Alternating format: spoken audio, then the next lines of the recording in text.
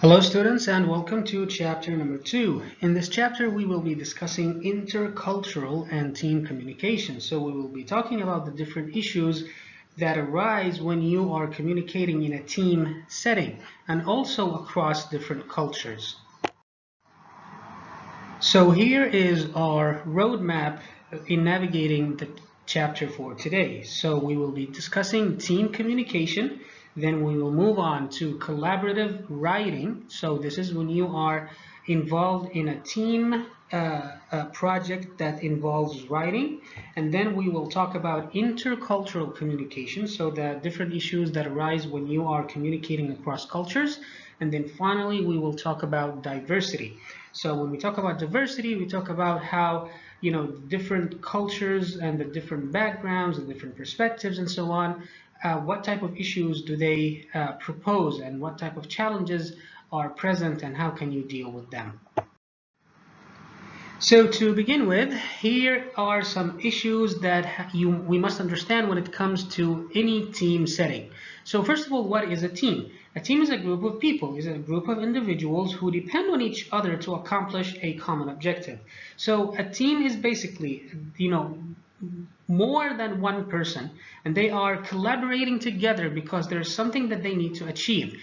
One person cannot achieve that objective, so we depend on each other as a team in order for us to accomplish or attain certain objectives. A group's total output exceeds the sum of each individual contribution. This is what is known as team synergy. Sometimes this is referred to by experts as 1 plus 1 does not equal 2. It is actually more than 2. What do we mean by this? So if my expertise level is 10 and your expertise level is 10, so when we sum them up together, this is 20. But when we collaborate together and work together as a team, we will produce something more than this 20. Okay, so this is what is known as team synergy, and this is why companies and organizations nowadays depend heavily on team projects. An important concept that we need to keep in mind while we work within teams and while we study teams is something called social loafing. Social loafing is when a person in a team, when an individual within a team avoids individual responsibility.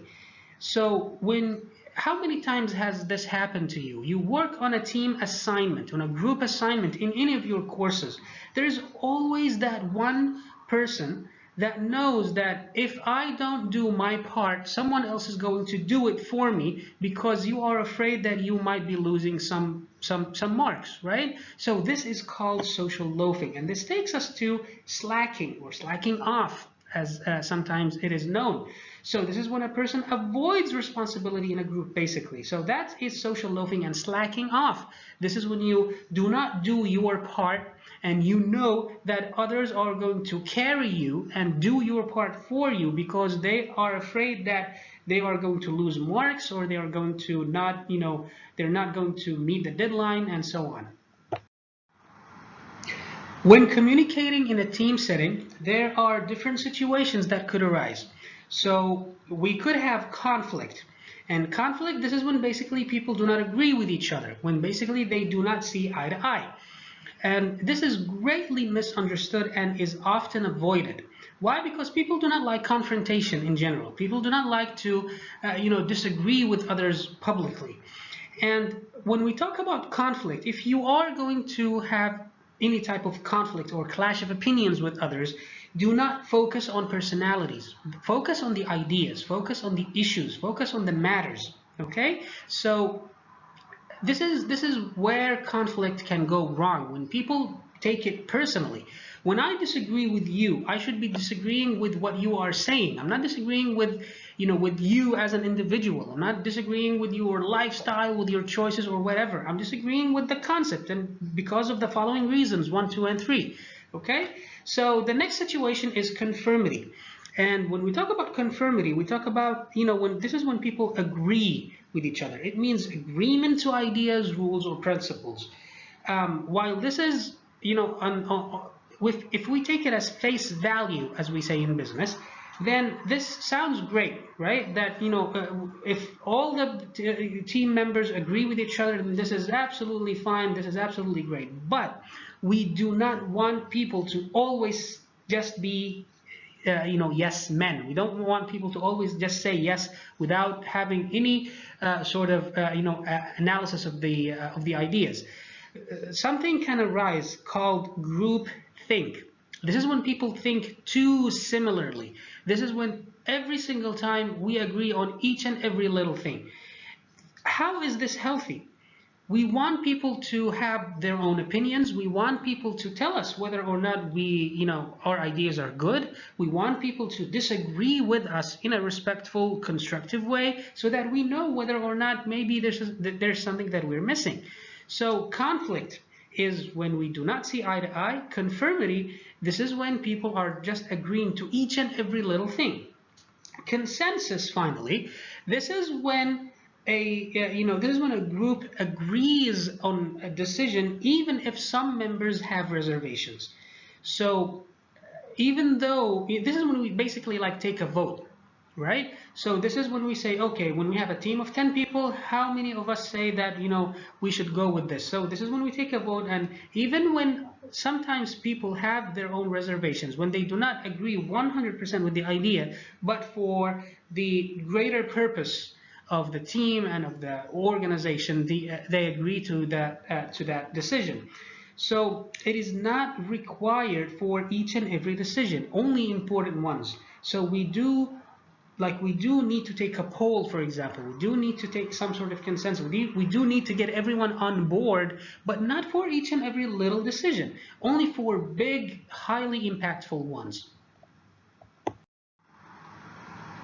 So how can we make conflict constructive? This is what I meant when I said that conflict is actually something that can be healthy in a team.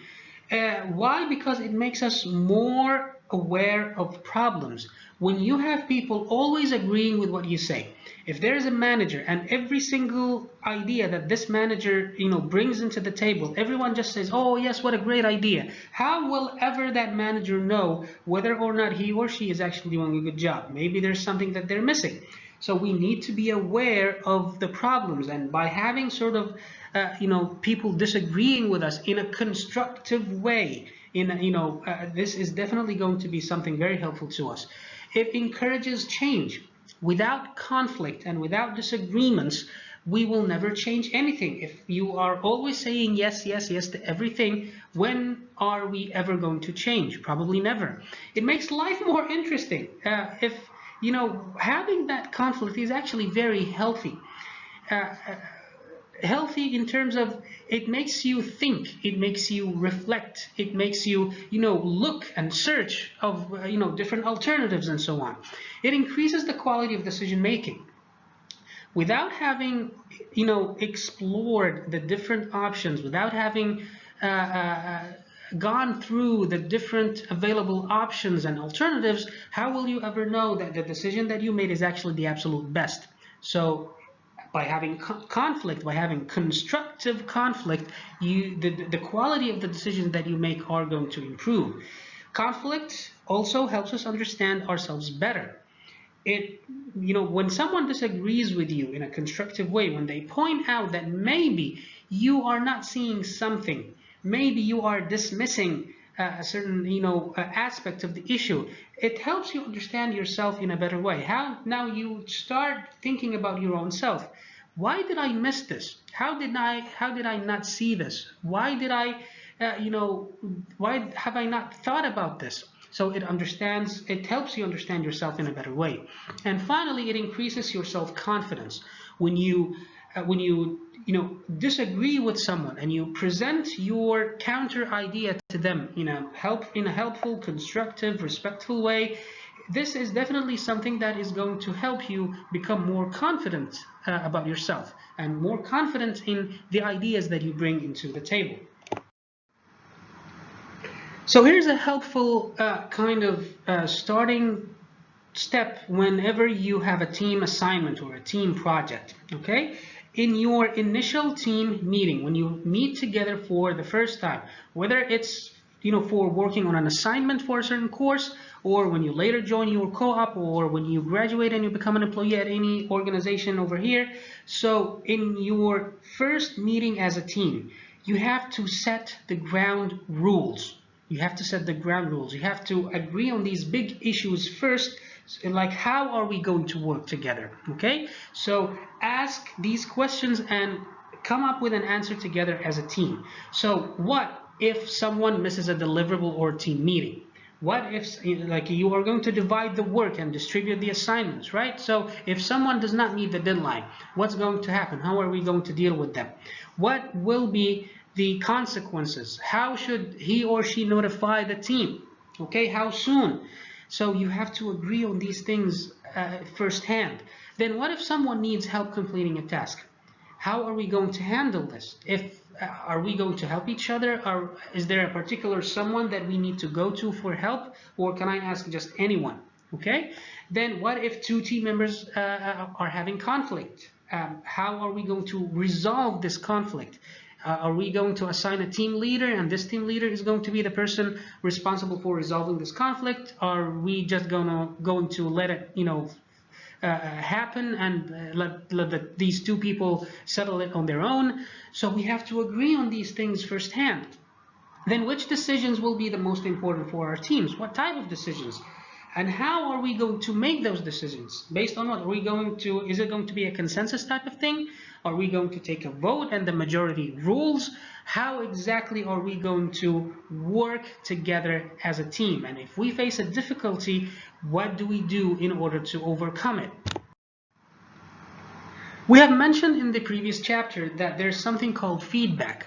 And when we talked about feedback, we said this is when the receiver of the message reacts to that message and then says something to the original sender, right? So it's basically a new message. So this, when you are giving feedback to someone, if you are a manager, if you are a team leader, if you are a teacher, if you are someone who is just observing somebody and they ask you for feedback, how do you give this feedback? How do you be helpful in giving that feedback? First of all, you need to be descriptive. You need to be descriptive. You need to describe to them in detail what went wrong or what went well with their performance. You need to tell them exactly what things they need to improve. Don't be, using over abstraction. If you remember from the previous chapter, don't say, "Oh, you did well." Okay, this is good, that this is a positive kind of feedback, but what exactly did I do well? Was it my style? Was it by meeting the deadline? Was it the presentation? What was it exactly? Then you need to avoid labels. Do not label people. Do not label their performance. Don't say good, bad, indecent, or whatever, unsatisfactory. Try to avoid these big words. Then do not exaggerate. Sometimes you can be overly positive, and this is absolutely useless. When you say you did the best job ever and this was the best assignment in the world, I know now that you are exaggerating, maybe to protect my feelings, but how is this helpful to me? How would I know that there's something that I need to improve? Then you also have to speak only for yourself. Meaning, don't say everyone thought that you did that or you didn't do that. Speak only for yourself. I believe, I think, and this is why you should use I statements. It is my opinion that you did the following. It is I who think that your presentation was inadequate, and so on. So here are some sort of tips when it comes to what type of words do you use when you are giving feedback, when trying to give constructive feedback. So use statements and phrases like this. When you do the following, when you do blah, blah, blah, I feel that this wasn't something that I could have done myself because 1, 2, 3. Okay, so this is a very good and helpful way whenever you are giving feedback, whether you are a manager, whether you are a team leader, or maybe when you are giving your teammates, when you are working together on a group assignment and someone asks you, okay, so I finished my part of the report, what do you think? So try to use some of those helpful tips. And here are some other examples when it comes to effectively using I statements. So we have given you some sort of different options. So when you do this, I feel that, right? And then because I feel blah, blah, blah, something else happens. So the when you statement describes the behavior without judgment or exaggeration, then state the facts specifically. So when you did the following, when you did 1, 2, 3, you are basically re-describing what just happened, what the performance was all about. And then I feel, it tells the recipient how the behavior affected you. It tells the recipient of your message, the recipient of your feedback, how was that, how did that affect you in any sort of way? And then the because I statement, it describes why you are affected and connect facts with your feelings. So this is when you make the connection between what actually happened and how did that make you feel. So let's listen to a couple of examples.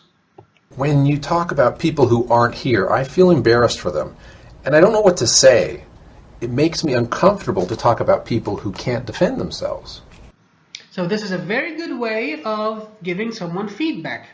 When you are trying to make a comment, maybe someone said something in a meeting or any type of way. So this is how you respond. Instead of attacking them or instead of saying something that might be interpreted in a very negative way, you are describing what happened and then you are telling them how does that make you feel. Let's listen to another example. When we spend 10 minutes talking about the weekend, I have a good time, but I get frustrated because we have so much work to do and I have to leave by 4 p.m. So you are describing again what happened, you are describing the facts specifically, and then you are telling them how did that make you feel and why. How did that make you feel and why? Okay? This way you are being constructive, you are not being offensive, and you are communicating your message clearly. And now we will move on to our next part of the chapter, and that is collaborative writing. So collaborative writing is basically a team assignment that involves any type of writing. Maybe it's writing a report, maybe it's writing a letter, maybe it's writing an essay. Okay, so there are some other considerations that we need to keep in mind whenever there's a team project involving writing. So here are great strategies, some great strategies for team writing. Whenever you have an assignment, for example, that you are going to do as a team, try to use and apply some of these strategies. So the first thing you need to do is, first of all, identify project requirements. When I, for example, give you or post your assignment and it involves maybe writing a group essay. So first of all, you need as a team to determine what is required. So what am I requesting you to do? So you have to determine your goals, the project goals. You have to identify the project components, and you have to decide how are you going to share and exchange information. So from the very beginning, you need first of all to determine the goals. So what do we need to do over here? So what does this teacher wants from us? And then what are the components of the project? Is it an essay? How many parts? How many pages, and so on? And then how are we going to communicate? Should we use WhatsApp? Should we use Google Slides and Google Docs and so on? How exactly are we going to share information? Are we going to come up with a daily meeting, for example? So you need to decide on this from the very beginning. And then you need to create a plan. You need to create a project plan. So you must divide work fairly. So if the assignment, for example, consists of an essay, and that essay should be 10 pages, and there are 2 of you. So To be fair, it means that each and every one of you is going to write 5 pages. So this is, something to keep in mind. And you also have to create that plan. So why not write it down?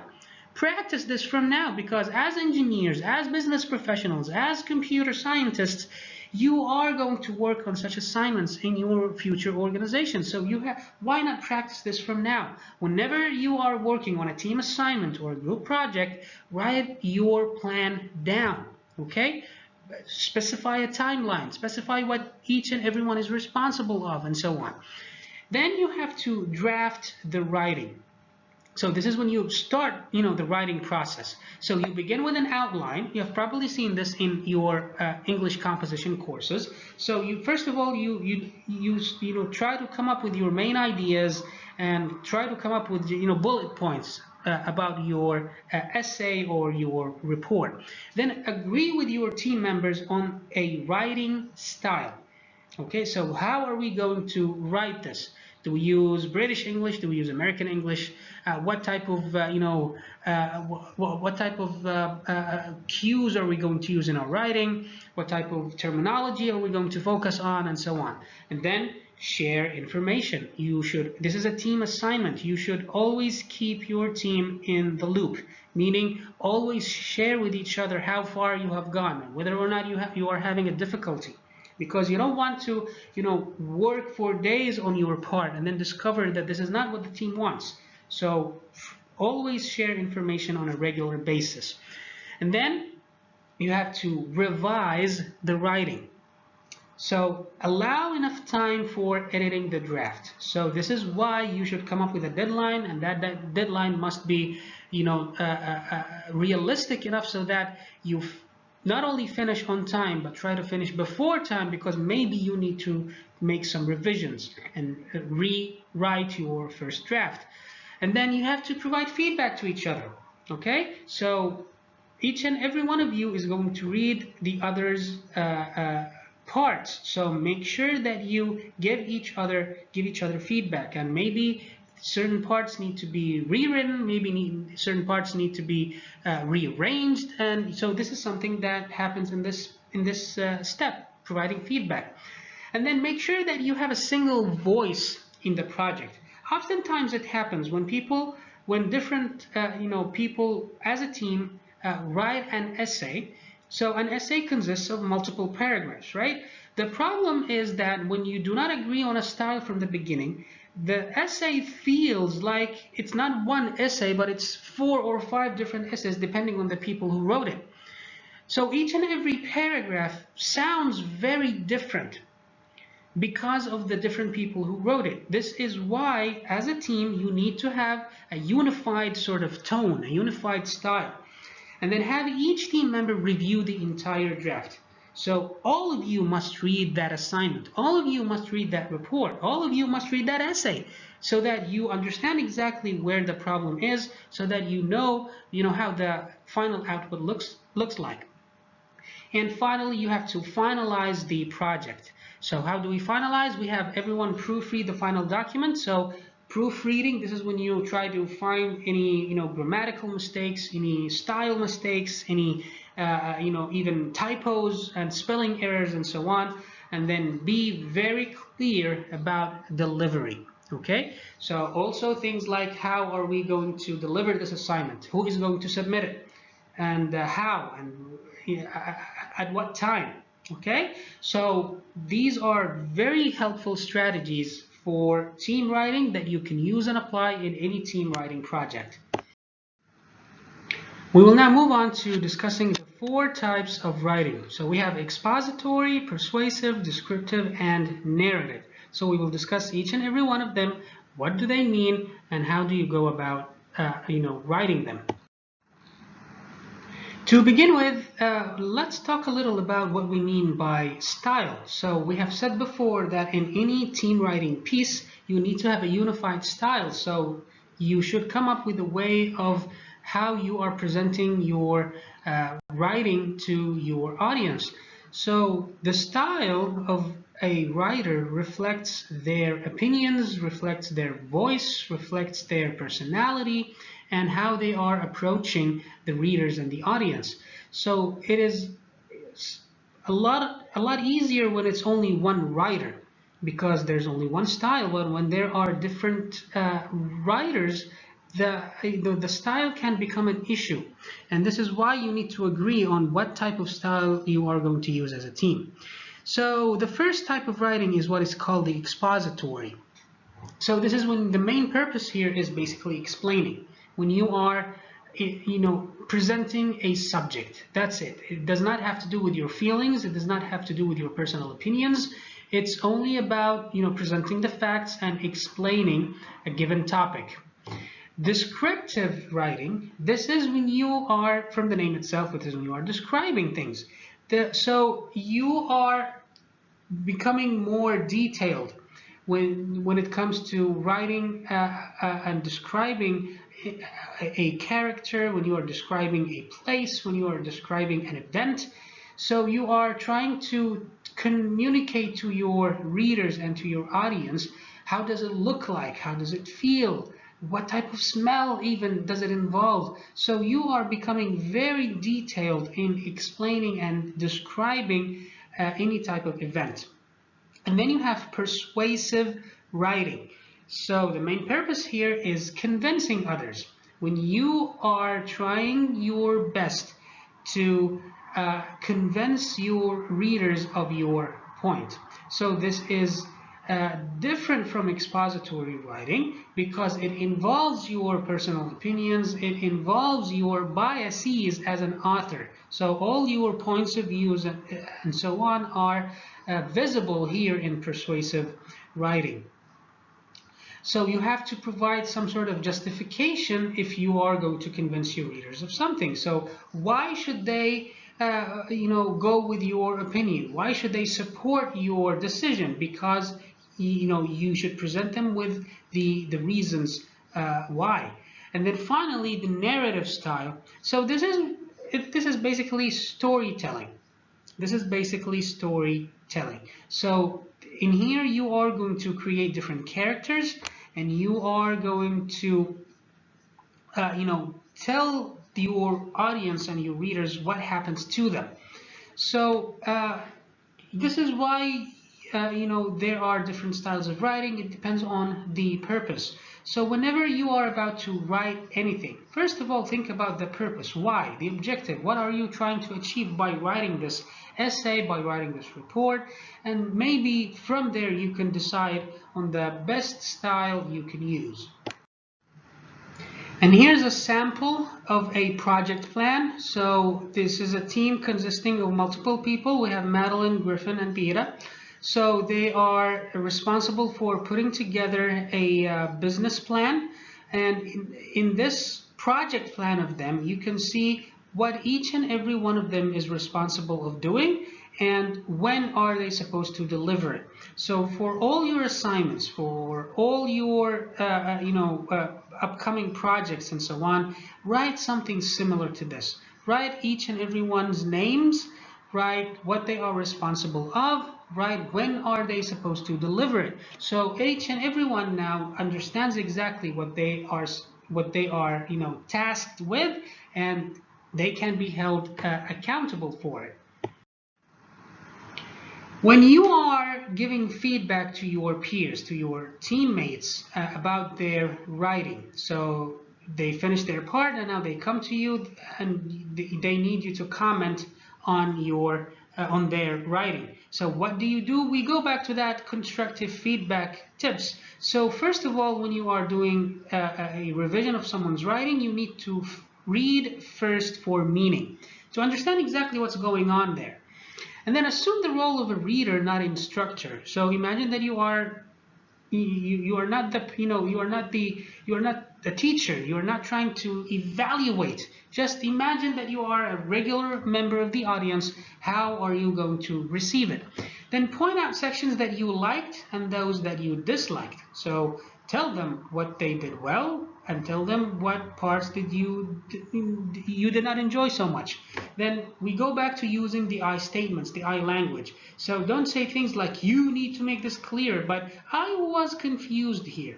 So you try to, it's not about shifting the blame, but you're trying to be more constructive and more, considerate of their feelings. Then comment helpfully, not sparingly.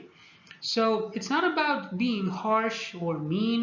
It's about being, giving them something that they can actually use. So giving them concrete feedback on their performance so they know exactly where the problem is and how do they change it and how do they improve their writing. Then emphasize the writer when giving positive feedback and the text when giving negative feedback. This is how you become more considerate. So when you like something, emphasize the writer. So I liked your style here. Okay, but when there's something you did not enjoy so much, focus on the text itself. The words here don't seem to be conveying the accurate message that we want. So you are trying to be more respectful and more constructive. And finally, avoid taking over the text. You are not the writer. Even though, sometimes it's very difficult to not, project your own personal opinions and biases, but try your best to be as objective as possible. So do not allow your biases to interfere, and do not take over and be in charge of the writing process altogether. So you have to understand that this is someone else's product and they are proud of it. So you need to be respectful of that. There are plenty of tools that you can use whenever you are working on a team project. So one of them is called wikis. So there are plenty of options available online for those. Just search for wikis and you will have lots of options. The reason why we encourage using some of those online tools, such as wikis, such as Google Docs, this is one of the most popular and common ones nowadays, Google Docs, is that it improves work processes. It improves also collaboration, and it shows you how the project is coming together, how each and everyone is contributing, and what exactly are they bringing into the table. It lessens the number of meetings. It lessens the number of emails that you exchange. It definitely saves time, and it shows you how the project is coming together. So whenever you have a team project, always try to utilize one of those options available online, and one of the most commonly used ones, and it is for free, that is Google Docs. Now with the third part of our chapter, and that is intercultural or cross-cultural communication. And this basically means that you are communicating with people who have different cultures than you. So this definitely involves some sort of difficulties. There are things that you need to keep in mind so that you avoid falling into the trap of offending someone or not sending a clear message. So together we will describe and see some of the important concepts involved in this aspect. So we begin with, describing what intercultural communication or cross-cultural communication is all about. As we mentioned, it's when, people from different cultures are trying to communicate with each other, or when a message is created by someone from one culture and understood by someone from another culture, and so on. So what is a culture? We have mentioned culture so many times already. So what is it? Culture is the customs, the traits, the attitudes, the behaviors, the beliefs of a type of a group of people. So people who are from a certain geographical location, or people who are from a certain background, from a certain race, from a certain nationality, they all share common, customs and traditions and attitudes and behaviors, right? So this is what we mean by culture.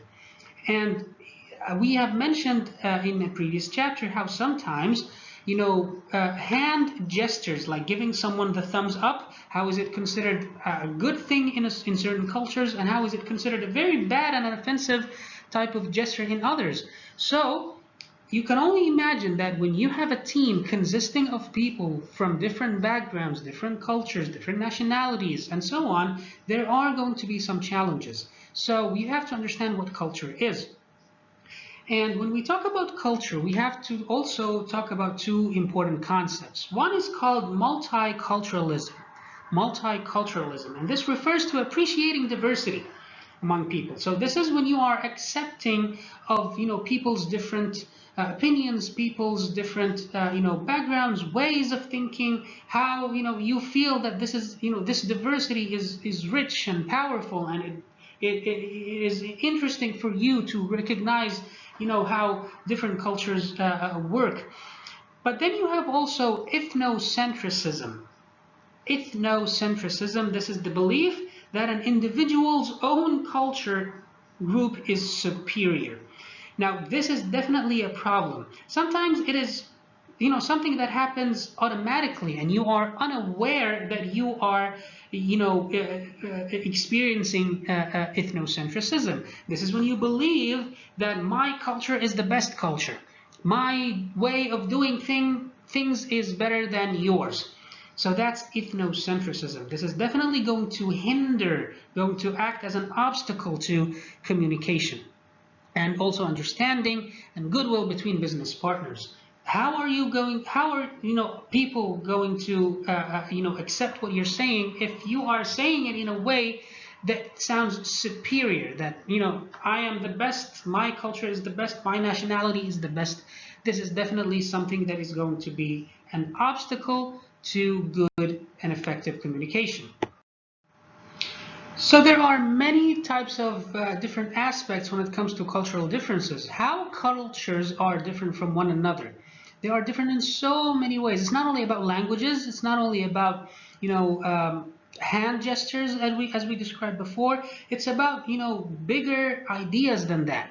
Things like materialism, things like family, how certain cultures focus a lot on families and how others focus more on the individual. So this is what we talk about when we talk about cultures, especially in the context of communication. You need to be aware of the culture that you are trying to communicate with, so that you do not offend them, so that you send your message across clearly and strongly.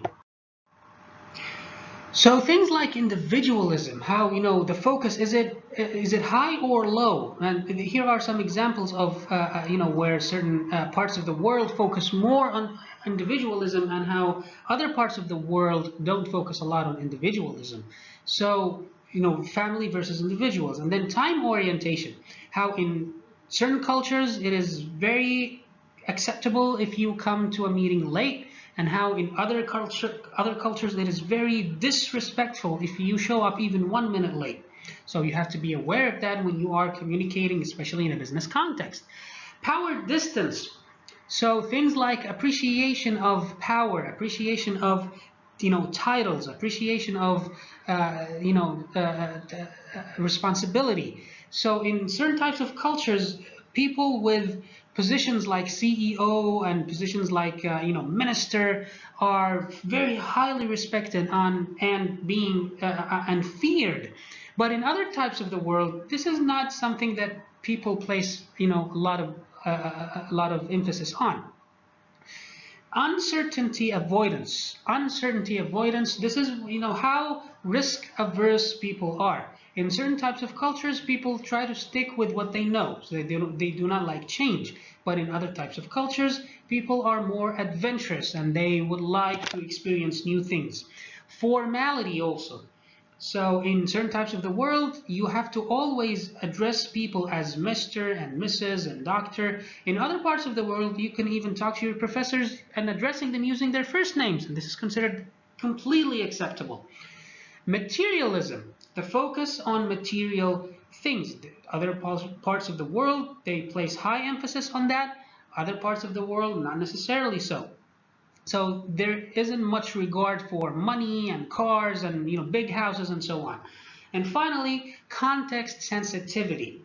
So there are certain certain subjects that are considered highly sensitive to discuss in certain cultures. Things like religion, things like sexual relations. These are considered very highly sensitive, and you should try to avoid them all the time in certain types of the world. In other parts of the world, this is considered highly acceptable, and they are very open when it comes to discussing these types of subjects publicly. So the gist here is that you need to be aware of how these cultures perceive certain types, certain ideas in order for you to formulate your message effectively. And here are some examples from McDonald's and how they used, culture in order to advertise their products. So how in the Arab world, for example, they have created the macarabia. So they have, introduced a new type of meal using Arabic bread to, be more close to the preferences of the customers in this part of the world. In America, for example, look at this advertisement where they have, the focus is on individualism, right? The focus is on individualism and how each and every state in America has its own unique, flavor. So they have a burger with a Texas flavor, a burger with a New York flavor, and so on. And how in parts of Asia, they have focused more on the kids and the family because they understand that it's more about the family, it's more about groups of people coming together and enjoying a meal in the restaurant. So they are appealing to the most dominant type of preference in all types of cultures. Another important aspect when it comes to culture is personal space when you are socially interacting with others. So how close do you stand next to someone when you are talking to them? In certain types of cultures, it is highly acceptable if you are talking to them in their intimate zone. So when you are 1 feet away from them, in certain types of cultures, this is highly acceptable. You can even touch them. You can pet them on the back. This is considered highly acceptable. In other parts of the world, this is highly unacceptable. You need to sit away. This, look at this kind of, classification. We have a public zone, we have a social zone, personal zone, and then the intimate zone. So you need, even if it is acceptable in your own culture or for you, when people sit very closely to you and stand very closely to you, even if that is considered acceptable to you, maybe this is not acceptable to others. So do not take that risk. Do not take that risk. So start with the public and social zone first, and then if you feel that people are now more trusting of you and they are more accepting of this, then maybe you can move a little closer. But of course, nowadays with the social distancing, this is why it's called social distancing measures that we have introduced because of the coronavirus, this now has become obsolete. So social distancing means you need to stand at least 1.5 meters or even 2 meters away from anyone, okay? Another aspect of culture is how groups interact and how what's the emphasis placed on group work. In certain parts of the world, there's much emphasis on the individual. So how each and every individual contributes to the organization.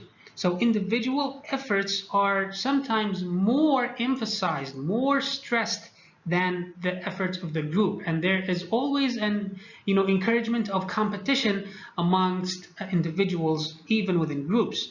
But in other parts of the world, the emphasis is more on the group. So you mean nothing without the group.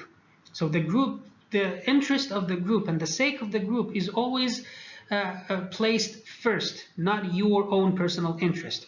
And this is why in certain parts of the world, like Japan, they have a saying like, a nail standing out will be hammered down. So you need to comply with the norms of the group all the time in certain parts of the world.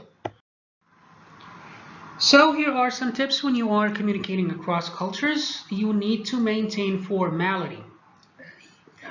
Even though we have just said that in certain types of cultures, it is highly acceptable if you address someone by their first names. But at the beginning, when you are when you are new in a certain culture, or when you are meeting someone for the first time, it is always less risky to be formal than to start informally with people. Start by being very formal with people, Mr., Mrs., doctor use titles. And if they tell you that you can call me by my first name, then you have done nothing wrong. But if you start by calling someone by their first name and they say, no, please call me Mr. or please call me Dr. someone, then you are going to embarrass yourself and they are going to be offended. So always maintain formality and be professional. Show respect. Show respect, even though certain types of cultures might contradict some of your own personal beliefs and cultural norms. You cannot, if you want to communicate with people, you always have to be respectful, even though you might disagree with this 100%, but this is who they are. You cannot change people. There's no right or wrong. This is culture. So always be respectful, and then communicate clearly. Try your best to convey and send your message and formulate your message in a way that others understand it as accurately as possible. So in terms of showing respect, here are some examples from different parts of the world on how respect is shown. So in certain parts of the world, like Japan, when you are greeting someone, you should bow for them. So how low should that bow be? It depends on the person. It depends on what, is this meeting for the first time? How highly regarded is that person? So a slight bow versus a salute versus a respectful bow. So you have to be aware of these things if you are going to Japan, for example, or if you go to the US to study for your master's and you have a Japanese colleague. You have to be aware of how to show respect in each and everyone's culture. When it comes to shaking hands, for example, in certain parts of the world, you have to shake hands, in others you do not. How in our culture, for example, if you want to show respect for the elderly, things like people like your grandparents, for example, or your parents, you can kiss them on the forehead, you can kiss their palms. So it depends. Like, you have to be aware of those things. You have to understand how respect is shown whenever you are communicating across cultures. Now at the final part of our chapter, and that is diversity.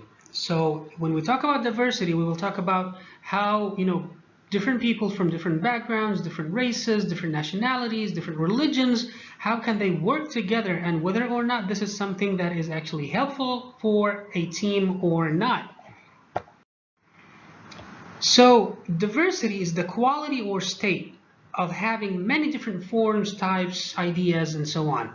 So when you have a diverse team, it means that you have a team consisting of people from different backgrounds, different religions, different races, and all of them bring their own, cultural framework. All of them bring their own cultural understanding of issues and matters. So when you have people who are like that, it's definitely going to be a little bit more challenging, because how you formulate a message to be understood exactly the same by people from different cultures is something that is very challenging. So you need to be aware that people from different backgrounds, cultures, religions, nationalities, and so on, they understand things differently. They interpret things differently because of their, perceptions and biases and point of views and so on. So is diversity something that is good or bad? This is definitely something that is good for any organization. We have seen how, things like conflict and consensus can be actually very healthy to a team and to an organization. So when we talk about diversity, we have to be aware of what is called inclusion. So this is respecting and valuing the unique dimensions of each agent and employee adds to the organization. So understanding that each and everyone has something unique that they bring into the table, something unique that makes us more powerful. It makes us more rich in terms of our ideas. So we understand things in a certain way. People from different backgrounds understand them differently. So having those different ideas is definitely something that is healthy, definitely something that is going to be enriching of our business environment, of our organizational environment as well. So why do we, how is diversity helpful? So there's something called the business case for diversity. So diversity helps teams solve problems and make better decisions. When that type of those different ideas, it makes the quality of decisions improved, and it helps you solve problems instead of actually creating them. It ensures that all employees can reach their full potential within a company. When you have an inclusion policy in your organization, so regardless of your background, you are going to get that promotion when you are being fair and just to all of the employees in the organization, regardless of their background. Of course, this is something that is going to encourage and motivate employees to do their best all the time. And it also creates a more interesting work environment. Imagine working with people who think the same, who look the same, who act exactly the same all the time. This is not a healthy working environment. But when you have people who express their own individuality and who are not afraid to bring what they feel about culturally, this is definitely a more unique and a more interesting work environment. So here is a sample of a report that is biased. So this is a report that describes an incident where two ladies have filed a complaint against a man. But the problem in this report is that the person who wrote it was focusing on where they are from. So look at words like a Hispanic inspector, a 62-year-old person. What does the age and what does age and race have to do with anything over here? It's a complaint. Someone did something and someone else responded to it. So why are we focusing on their age or where they are from? And this is how this report should have been written. So we don't focus on age, we don't focus on where, culture, we don't focus on where they are from. We state the facts as they are. Very clear, very plain. We are not, polluting our judgment and contaminating our judgment by, proposing things that are not there because of culture, by stereotyping people. And since we are talking about culture and diversity, there's always that idea that men communicate differently than women, and this is definitely something that is visible. So when women communicate, they communicate to build rapport, so to establish friendships and relationships with others. While men, they communicate to preserve independence and status. So they are trying to, emphasize the idea that I'm a boss, or I am someone who is influential, and so on. Now keep in mind, this is not absolutely correct 100% of the time. These are only patterns. So you can meet a woman who does not communicate in this way, or you can meet a man who does not communicate in that way. These are just, common patterns that have been visible to us. Now, moving on, women interrupt to agree or to support, while men interrupt to, dominate or to change a subject. So you have to understand that these are different, ways of communication between men and women. So when you understand this, now you can, you understand your team better. If you have a team consisting of men and women, you are going to graduate and you are going to work in organizations where there's a mixed gender work environment. So you have to be aware that, men and women do communicate differently. Women talk out solutions with another person, while men tend to be directive in their conversation. So they try to lead the conversation, while women are, better listeners most of the time. They emphasize politeness.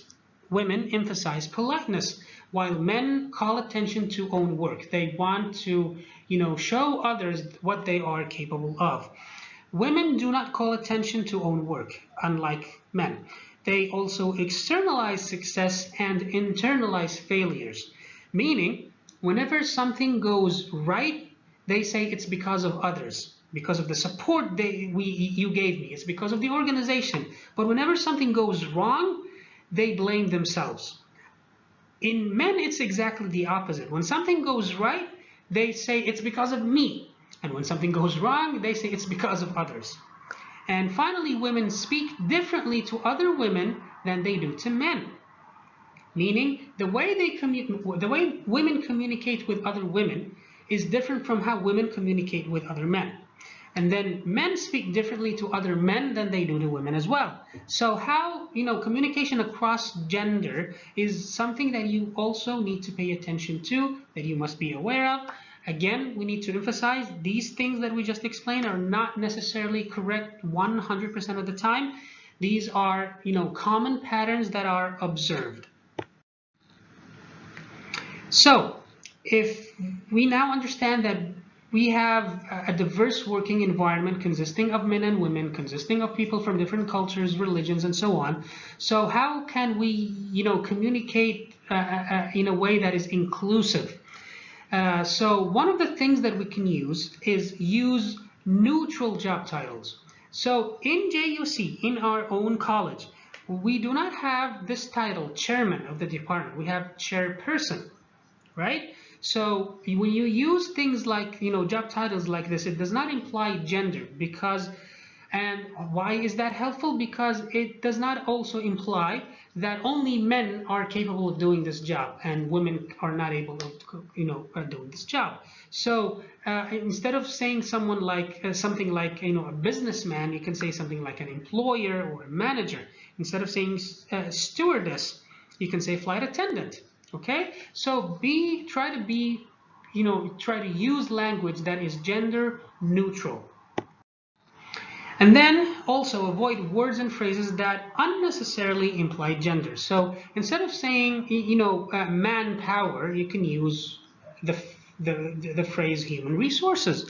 Instead of saying the best man for the job, you can say the best person for the job, because when you say things like this, best man for the job, it implies that women are incapable of doing this, and it might come off as offensive to your female colleagues. So you have to be aware of the type of words that you use.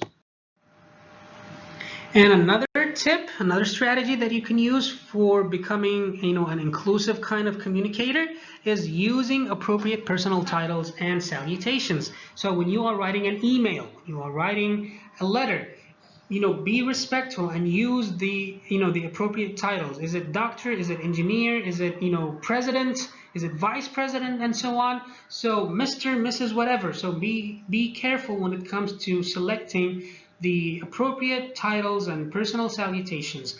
And finally, avoid, he or his as a generic pronoun. What do we mean by this? Sometimes when we explain things like, if a manager speaks to his employees, he needs to be aware of the following. Well, now you are implying that only men are managers. So try to use their, instead of saying he or she, his or her, try to use they and their. When a manager speaks to their employees, they need to be aware of 1, 2, 3.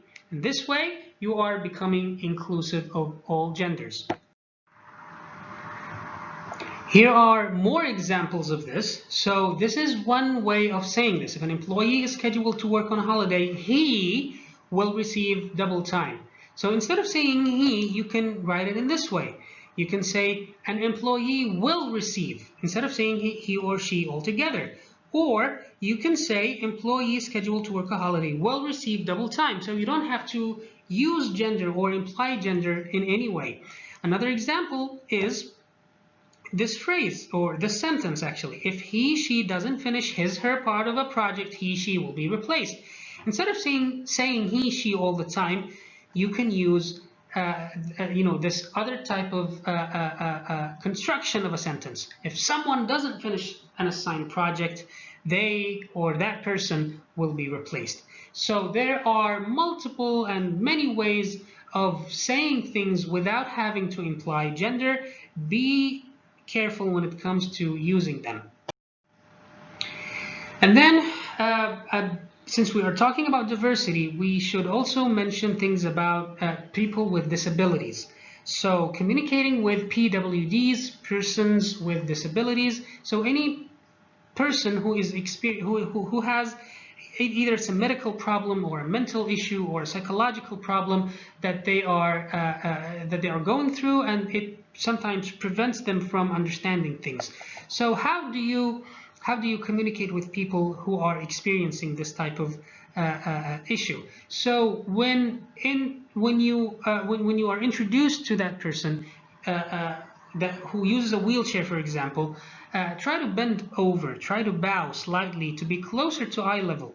Offer your hand for shake, and if possible, sit down even for lengthy conversations. So if someone in a wheelchair, if you are, conversing with someone who is in a wheelchair, try not to stand, but try to sit down so that there is some eye contact and you are at the same level. So this implies that you are being respectful. When you are standing up and they are sitting down, it implies that you have the power. So you have to be, aware of such things.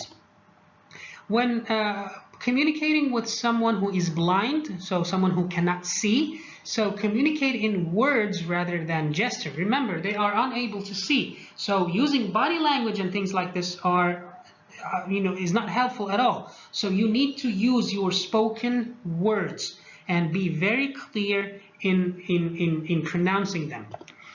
For hearing impaired, so for people who have a hearing disability, who cannot hear, face the person and speak a bit slower, because they can sometimes understand what you are saying based on the movement of your lips. So speak slower and try to speak clearly, and always face them so they can see you and they can see your lips moving, and try to figure out what you are saying.